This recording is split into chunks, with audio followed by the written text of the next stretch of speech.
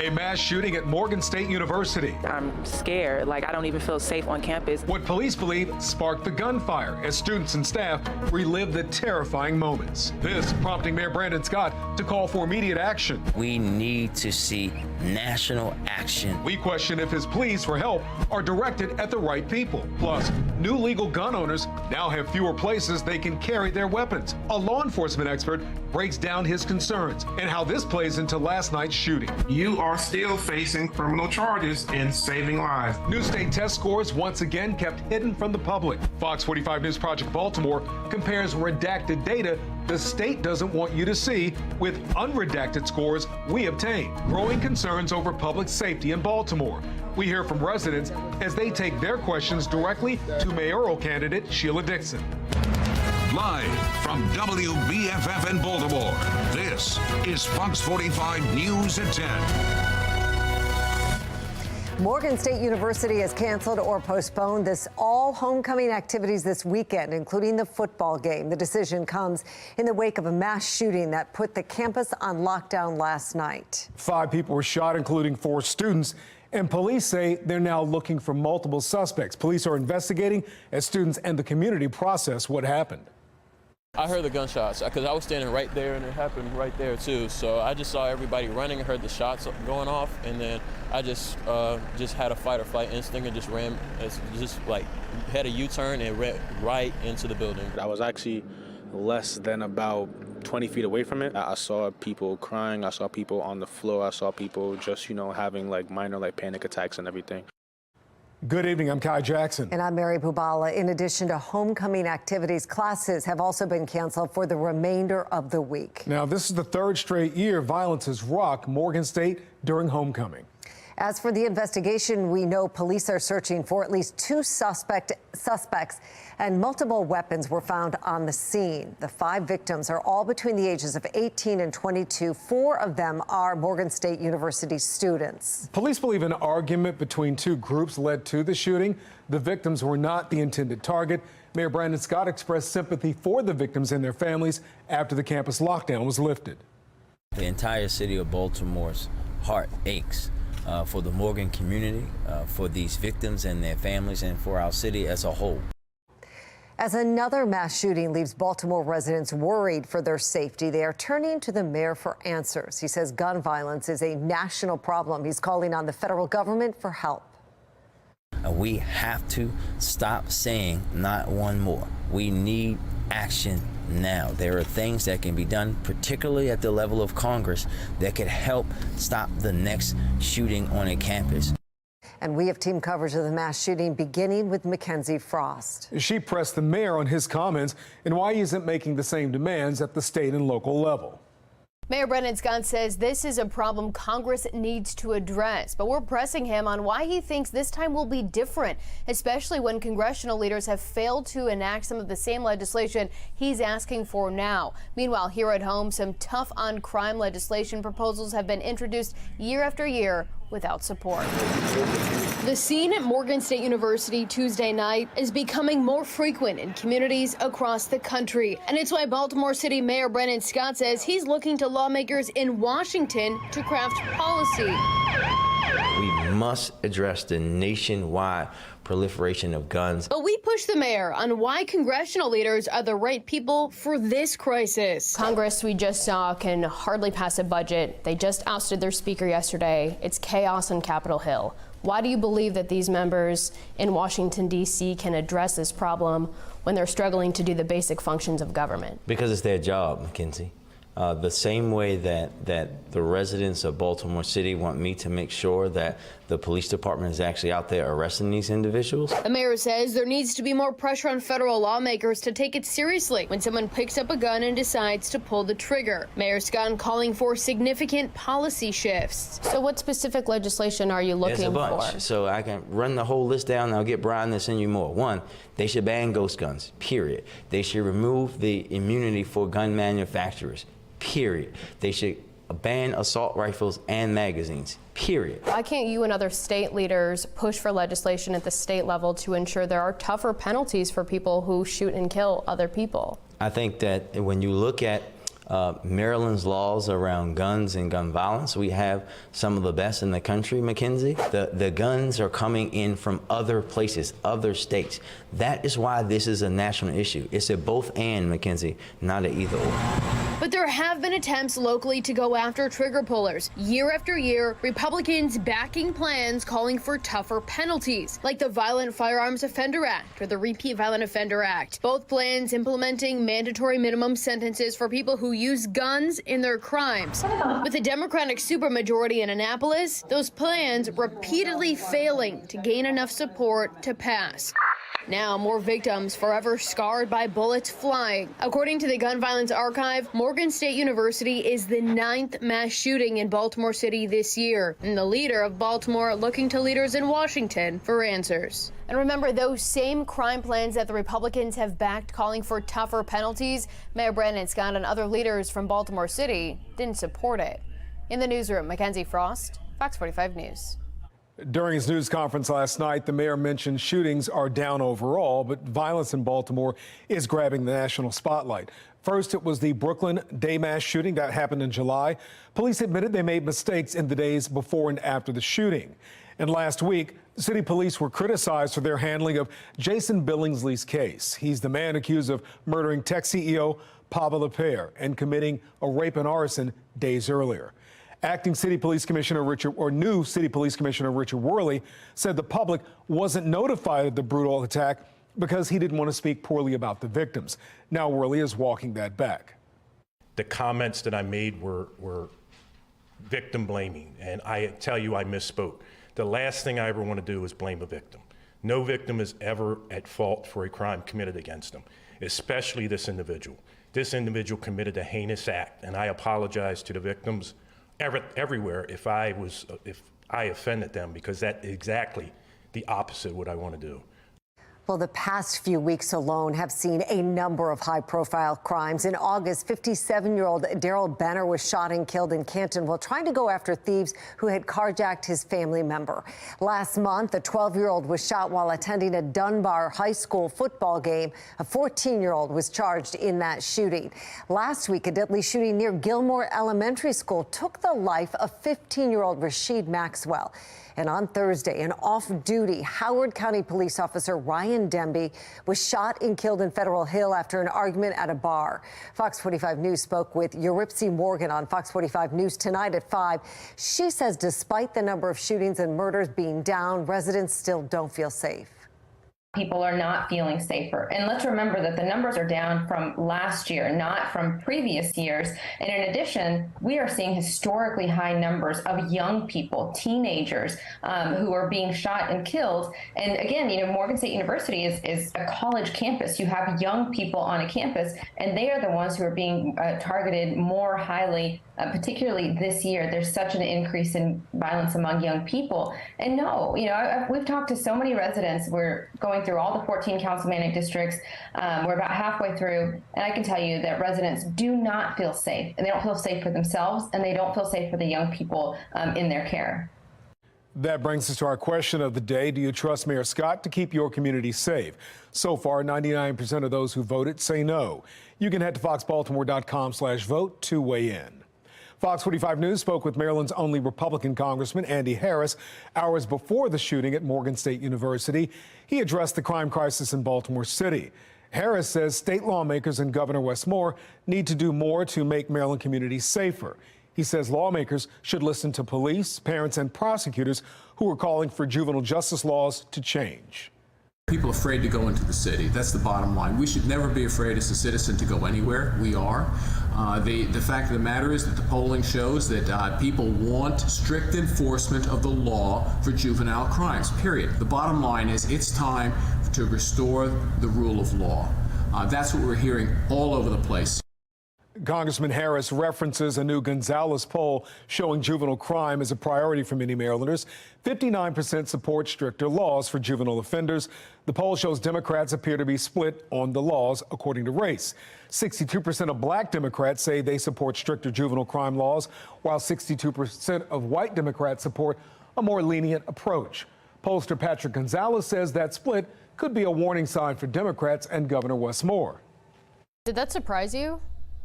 It did, because whenever you see black Democrats aligning more with the Republican Party than with their own base, that's problematic. When we have this poll showing 62% of black Democrats are aligned with stricter laws, what does that mean for the Democratic Party come January? Well, that's going to be a challenge. Get a sense. Listen to each of your members. Listen hard. Don't go along as many times you do where everybody's corralled and everybody just kind of goes along to get along. Listen to what they're saying on the important stuff.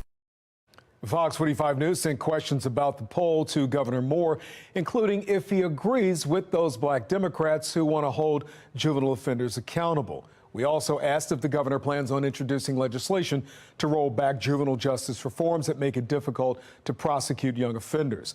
Governor Moore's office responded in a statement saying, quote, the Moore-Millett administration is committed to looking at all options with state legislature to make Maryland's communities safer, but the governor did not directly answer our questions. Well, the Morgan State shooting sparking more criticism of another law, the Gun Safety Act, otherwise known as Senate Bill 1. That law took effect on Sunday, and while a judge did block some parts of it, it is still preventing legal gun owners from bringing their weapons to many public places, including schools. Fox 45's Vincent Hill joins us live now with why one expert says the law needs to change a bit. Vincent? Yeah, Mary, so imagine this. You own a gun legally, and shots ring out at a campus. But according to Senate Bill 1, you can't protect yourself or others because you could face jail time. Gunshots on the Morgan State campus. It was just like a ton of shots in a row, and then it stopped, and then more shots in a row, and then people started running. Leaving 5 people injured in Baltimore's 11th mass shooting of the year. When is enough going to be enough? The shooting happening just 2 days after Senate Bill 1, which prevents legal gun owners from carrying within 100 feet of a school, went into effect. We know that there was at least more than one person with a weapon. The problem is the ballistics has to tell us how many guns there were that were shot. Sparking that old argument that this new law only affects legal gun owners. Bad guys don't care if they're within 100 feet of the building. Former Assistant Police Chief Curtis Clemens says the shooting at Morgan State is a prime example. If we had law-abiding citizens, we could have taken out the shooter and brought this to a stop very quickly. And while no arrests have been made in the Morgan State shooting, Clemens pointing to a huge problem with Senate Bill 1. By being a lawfully armed citizen, you are still facing criminal charges and saving lives.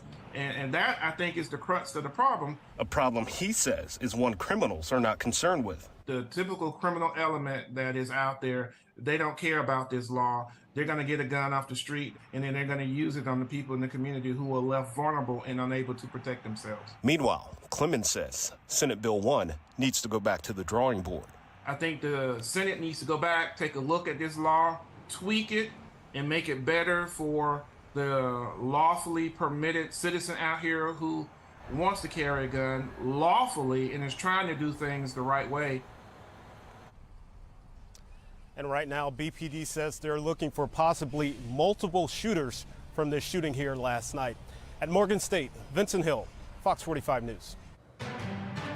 We are following breaking news. The Maryland State Board of Education has voted to appoint Dr. Carrie Wright as the interim state superintendent of schools. She served as the Mississippi State Superintendent for 9 years, and she will replace Mohammed Chaudhry, who plans to resign this Friday after a series of Project Baltimore investigations raised questions about transparency in the Department of Education. You can read more about Wright and Chaudhry's resignation on our website, foxbaltimore.com. Also breaking, Baltimore police are looking for an escaped prisoner. Take a look at your screen. Police say this is 20-year-old Christian Green. Police say he's suspected of stealing an ATM. Authorities say he asked to go to the restroom when he was brought to central booking for processing this afternoon, when he was able to remove his handcuffs, overpower an officer, and escape. Anyone who knows where he is should call police at 410-369-2433. And here we go. More warm weather on the way, at least for another day or two. Temperatures right now still pretty mild, but we're going to be hard pressed to get above these type of temperatures for high temperatures in a few days. Clear skies, 60s area-wide. One thing you will have to watch out for towards the morning, just like this morning, is some patchy fog for now. Visibilities look okay, but take a look at our future scan fog. Overnight, the visibility is okay until you get to right around sunrise. There you go, at about 8:30 a.m., some lower visibilities, but those then quickly burn off. And more warm temperatures tomorrow. I'm going to let you know how long it lasts and when that real taste of fall comes. That's my Weather Authority forecast. Jonathan, thank you. Coming up on Fox 45 News at 10 o'clock tonight, our coverage of the Morgan State University shooting continues at 10:30 with a look at the history of violence during the school's homecoming weekend and questions about what can be done to keep students and staff safe. Mayoral candidate Sheila Dixon holds a public safety town hall in Baltimore. The criticism residents have for police and what they want to see from elected leaders. Coming up after the break tonight, Project Baltimore questions how much parents really know about Maryland public schools, why the latest round of test scores might not tell the entire story.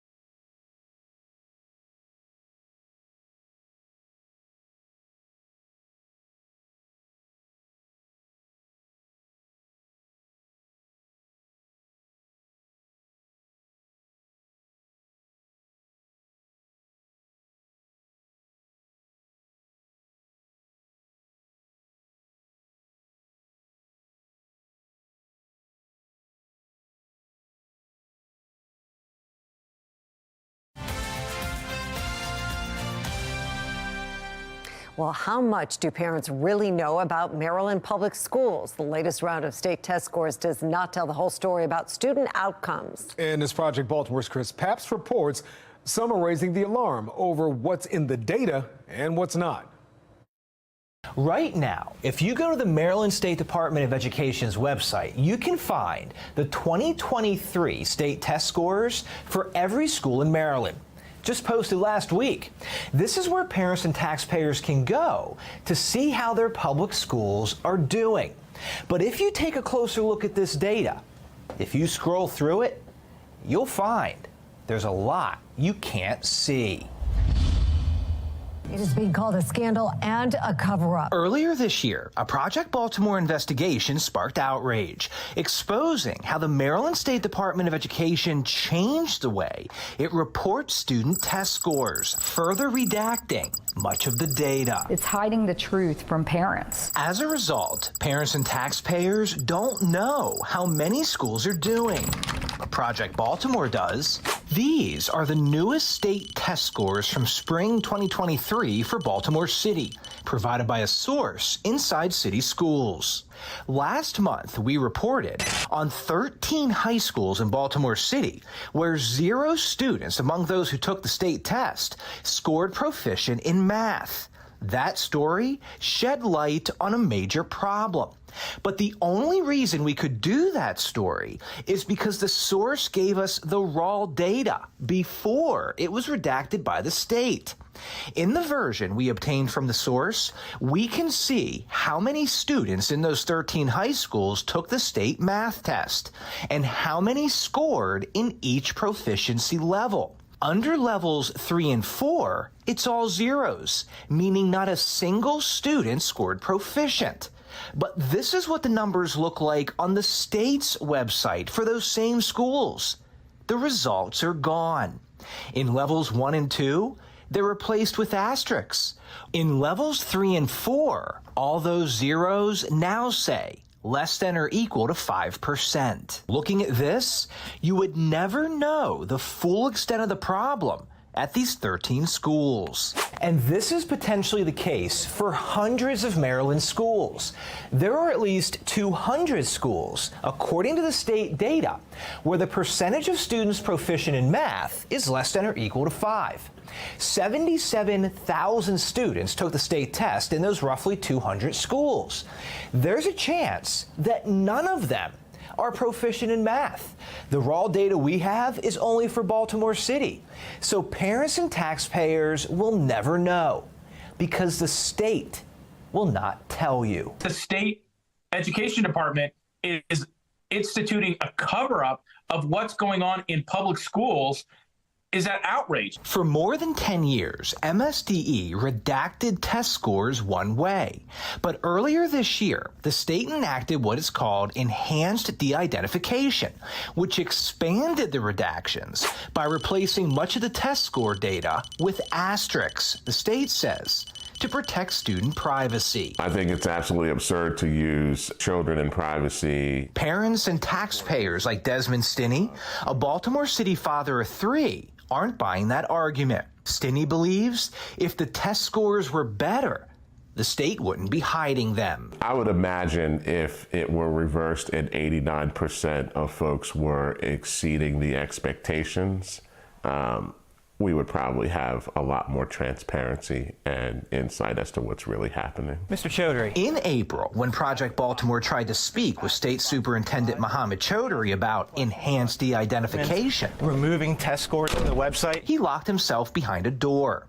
In May, Chaudhary did agree to speak with us, saying Maryland was federally required to further redact the scores. Was MSDE in violation of federal law prior to March with the way the data was being reported? MSDE was not in violation of federal law. Then why was the data changed? Because we're applying, we have a new test, and we have shifting end sizes. But the U.S. Department of Education's website clearly states under protecting student privacy that these decisions are left up to the individual state. In other words, Maryland is choosing to make less information available. The public absolutely should see this data as long as we're paying for the school system. State Superintendent Mohammed Chaudhary is resigning from his job. That is scheduled to happen on Friday. Since he's leaving, we asked the State Board of Education if it plans to reverse Chaudhary's decision and make more information available to the public about how schools are performing. If we hear back, we'll let you know. I'm Chris Pabst, and this is Project Baltimore. The excitement building in Birdland as the Orioles get ready for their first postseason game on Saturday. How some baby birds are getting ready for their first appearance in the ALDS. And here we go again with temperatures over 10 degrees above average today into the low to mid 80s. And I think tomorrow's one more warm one, actually maybe 2 more warm ones before the chance of rain come up and the temperatures begin to come down. I'm going to let you know if we're going to have any rain around for the O's game coming up on Saturday. It's my Weather Authority forecast. All right, Jonathan, thank you. We'll take those warm days when we can get them. And here's a live look, folks, as we look at the Inner Harbor heading to break. What a beautiful night out in Baltimore tonight.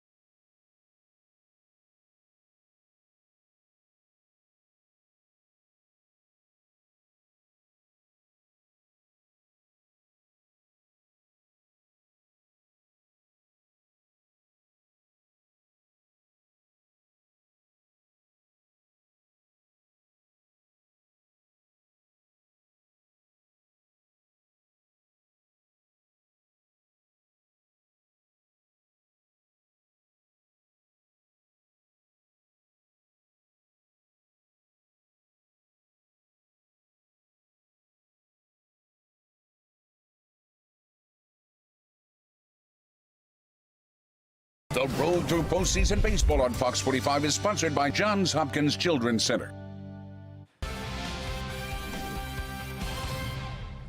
The stage is set for Saturday, and I'm not talking about the concert going down at M&T Bank Stadium, although that stage is set as well. I'm talking about the ALDS. It will be the O's taking on the Rangers after Texas got it done against the Rays. The O's held an open workout today at Camden Yards ahead of Game 1 of the ALDS. While many of the guys on this current roster have little to no postseason experience at all, they're chomping at the bit to get out there on Saturday and show the rest of Major League Baseball what this Orioles team is all about.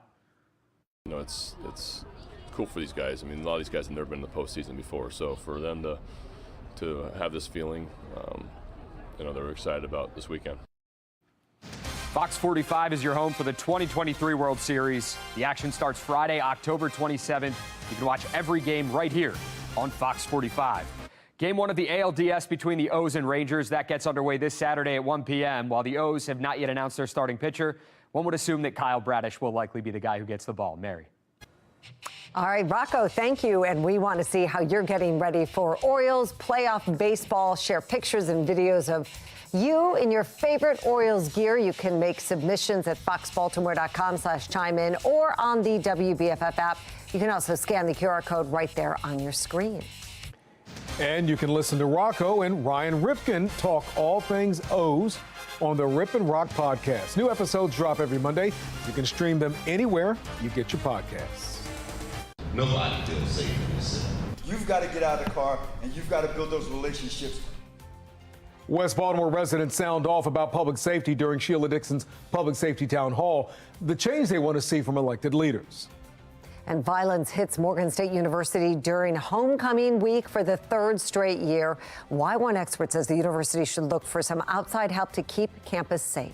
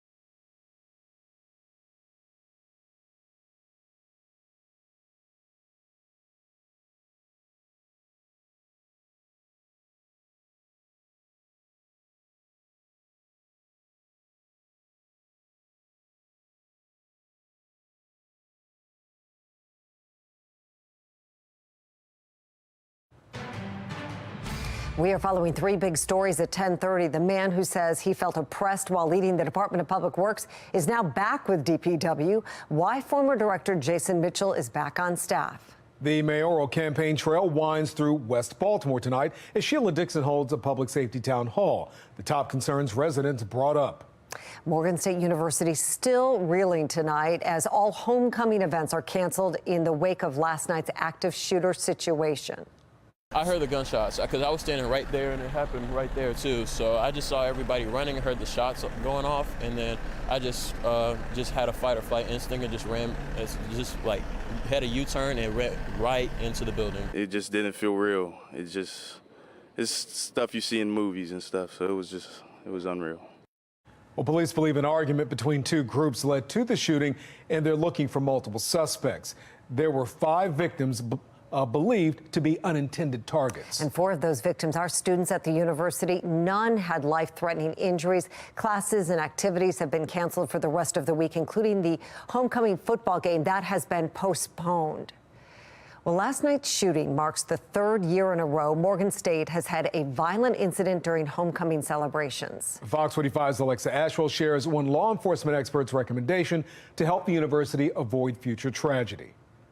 Classes at Morgan State University today canceled after investigators say a dispute between 2 groups on campus ended in gunfire and with 5 innocent people shot. 4 of those victims, students. We received a call at approximately 9:27, I believe, and the first alert went out at 9:30. Unfortunately, it's a type of call police have received before. In fact, this is the 3rd year in a row MSU has experienced a campus shooting during homecoming celebrations. Last homecoming, a 20-year-old man who was not a student was shot outside the Student Center. This homecoming, we're supposed to have a good time. And in 2021, an 18-year-old student was also shot on campus during homecoming weekend. Last night, history repeating itself. University President Dr. David Wilson saying he would be holding an emergency executive team meeting to determine how homecoming plans may be impacted. And we will be assessing what will happen for the rest of the homecoming week. The president and MSU police chief further questioned on safety, saying the university had a security plan in place for homecoming. So we've taken extraordinary measures to bring additional security resources to campus. Unfortunately, individuals respond to campus and act poorly. So even though we take extraordinary measures to increase policing, increase our camera coverage, increase different technologies that we have deployed across campus, oftentimes you can't stop a bad actor from doing bad acts. The measures, not enough. MSU sits in the northeastern part of Baltimore City. The entire district seeing at least 4 homicides and 16 shootings over the past few months. Law enforcement expert Tyrone Powers suggests beefing up officer visibility on campus and better coordination with BPD. I think they should do joint training with the Baltimore City Police Department so that they can respond to these particular incidents and demonstrate a robust presence, especially when they have special events like a homecoming. Alexa Ashwell, Fox 45 News. Fox 45 will continue to follow the Morgan State shooting investigation. You can find our complete coverage online at foxbaltimore.com. Well, public safety was among the top concerns for residents at a town hall tonight hosted by Baltimore mayoral candidate Sheila Dixon. Keith Daniels was there and joins us now live with more on how the night went. Keith? Well, Mary, Sheila Dixon says it's important to her to hear from residents about their struggles and challenges and why they don't feel safe. And tonight, she listened. Pretty much, this is not at the new Metropolitan Baptist Church in West Baltimore, a grim opening from a resident at the mic. Nobody feels safe in this city. People from across the city at the town hall hosted by Baltimore mayoral candidate Sheila Dixon. Among the panelists, retired Baltimore Police Chief Melvin Russell on police community engagement. You've got to get out of the car and you've got to build those relationships. When you do that and build those relationships, automatically the community starts feeling safer. Why? Because they have a relationship with you and you have a relationship with the community. But it's the voice of Dixon. And we have to create senior buildings that most residents want to hear, including a senior citizen concerned about the crime in her senior city building. We have a lot of crime because we have young, disabled individuals moving into our buildings. And with that, they are selling drugs and all other kinds of illegal activity. Dixon on how concerns from seniors will rank in her administration if elected. So they will be a priority under my administration. No ifs, ands, or buts. As residents focus on crime, Dixon's town hall comes on the heels of last night's shooting at Morgan State University, where 5 people were shot, 4 of those victims students. The suspects still on the loose. While no prolonged mention about that violent incident at the town hall, concern over crime evident. The former mayor also saying city residents don't feel safe, despite the current administration touting a reduction in overall violent crime. At the town hall, Dixon saying it's time for a change. Why Sheila? Why now? I like my private life. I also love this city. I know it's going to take an experienced leader to move the city forward in an aggressive way that right now is not happening. Well, no word yet on if Dixon will have more of these town halls during her campaign. We're live tonight. Keith Daniels, Fox 45 News. Keith, thank you. A Goucher poll released just this week shows Baltimore residents may be ready for a change. The poll surveyed more than 700 voters, a sampling. Just 27% are backing Mayor Scott, while 39% would vote for Sheila Dixon. Fox 45 News has reached out to both Mayor Scott and Sheila Dixon, inviting the two candidates to participate in a series of Fox 45 News town halls leading up to the Democratic primary. Dixon has agreed to attend a Fox 45 town hall on October 24th, where she will answer your questions and share her plans to address the biggest issues facing Baltimore. Mayor Scott has not yet responded. Adnan Syed will appear before the Maryland Supreme Court tomorrow as he challenges the reinstatement of his conviction and sentence in the murder of Hayman Lee. Syed is the focus of the hit podcast Serial. He spent more than 2 decades in prison for the death of Lee. Last year, his murder conviction was thrown out, and he was released from prison. In March, an appeals court reinstated his conviction and sentence because the Lee family argues prosecutors violated their rights because Lee's brother was given short notice of last year's hearing. Fox 45 News will have a crew on the scene for the hearing in Annapolis. We'll keep you updated on air and online. Former DPW Director Jason Mitchell is now back with the organization after stepping down in June. Mitchell returns in a smaller advisory role. Today, the Board of Estimates approved a 1-year, $72,000 contract. It comes just 3 months after Mitchell left, citing health issues with his family. But Fox 45 News obtained a recording of Mitchell talking about how the job took a toll on him. Baltimore City Comptroller Bill Henry says the city doesn't have many other options to help the struggling department. That puts us in a position where there's work that needs to be done at DPW and there aren't enough hands to do it. So I understand that the mayor needed to bring somebody in who could serve in kind of a temp capacity to just help out, and he chose Jason. Henry acknowledged it may be a difficult time for the mayor to find a full-time director from outside the agency since there's only a little over a year until the next election. Mitchell was the head of the department amid a state takeover of the Back River wastewater treatment plant, inconsistent water billing, recycling pickup problems, and the E. coli water contamination last year. The infighting is underway in Washington to see who will become the next Speaker of the House. It took just 8 Republicans to vote with Democrats to oust Kevin McCarthy. So what now? Chief Political Correspondent Scott Thuman has the next steps.